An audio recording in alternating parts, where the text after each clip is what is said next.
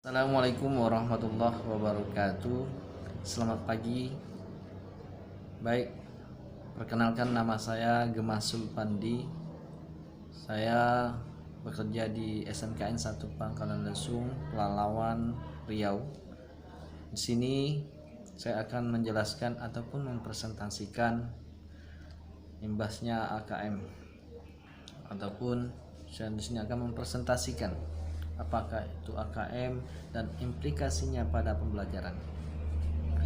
AKM adalah kompetensi yang benar-benar minimum, di mana melalui AKM kita bisa memetakan sekolah-sekolah di daerah berdasarkan kompetensi minimum yang harus disiapkan.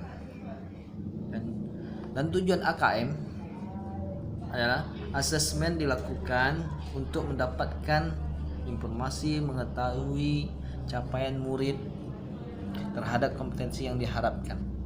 Asesmen kompetensi minimum dirancang untuk menghasilkan informasi yang memicu perbaikan kualitas belajar mengajar yang pada gilirannya dapat meningkatkan hasil belajar. Dan manfaat dari asesmen nasional adalah ada terbagi tiga. Yang pertama itu potret kualitas pembelajaran di sekolah ataupun daerah. Yang kedua adalah umpan balik peningkatan kualitas pembelajaran sekolah ataupun daerah. Yang ketiga ada dasar untuk penyusunan program peningkatan kualitas pembelajaran sekolah dan daerah. Dan untuk selanjutnya itu komponen AKM. Itu terbagi tiga. Yang pertama adalah konten, proses kognitif, dan konteks.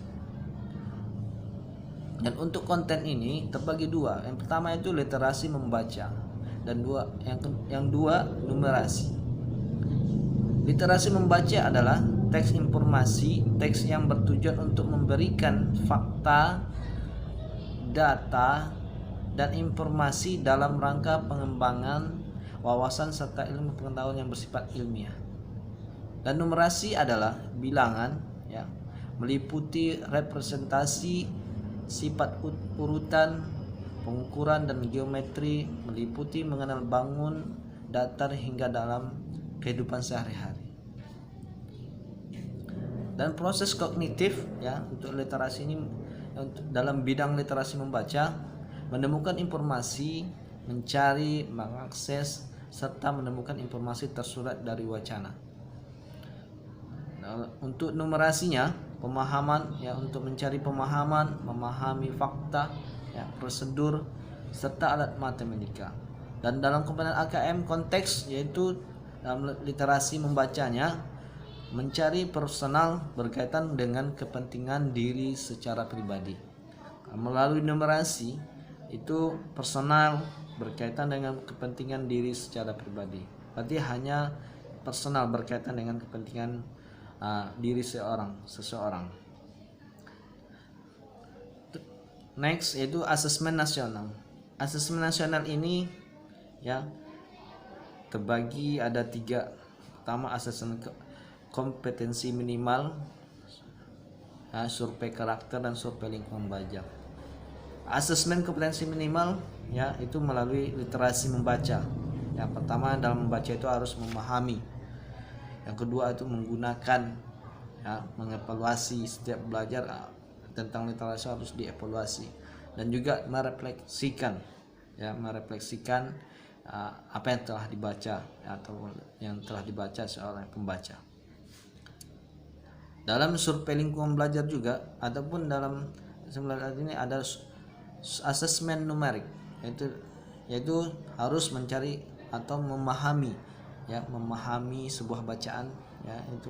Kedua ada mengaplikasikan, diimplementasikan, dan juga harus belajar namanya bernalar. Itu adalah asesmen nasional. Bentuk soal asesmen kompetensi minimum itu ada terbagi 5, ada 5 bagian dalam pembuatan soal asesmen kompetensi minimum itu. Yang pertama itu pilihan ganda. Yang kedua pilihan ganda kompleks. Yang ketiga, isian singkat. Yang keempat, menjodohkan. Yang kelima, uraian. Itulah bentuk-bentuk ataupun tujuan dari pembuatan ya ataupun asesmen kompetensi minimum. Mungkin hanya itu yang bisa saya sampaikan dalam mempresentasikan AKM ini. Saya mohon diri apabila ada kata yang salah, mohon maaf. Saya akhiri, wassalamualaikum warahmatullahi wabarakatuh.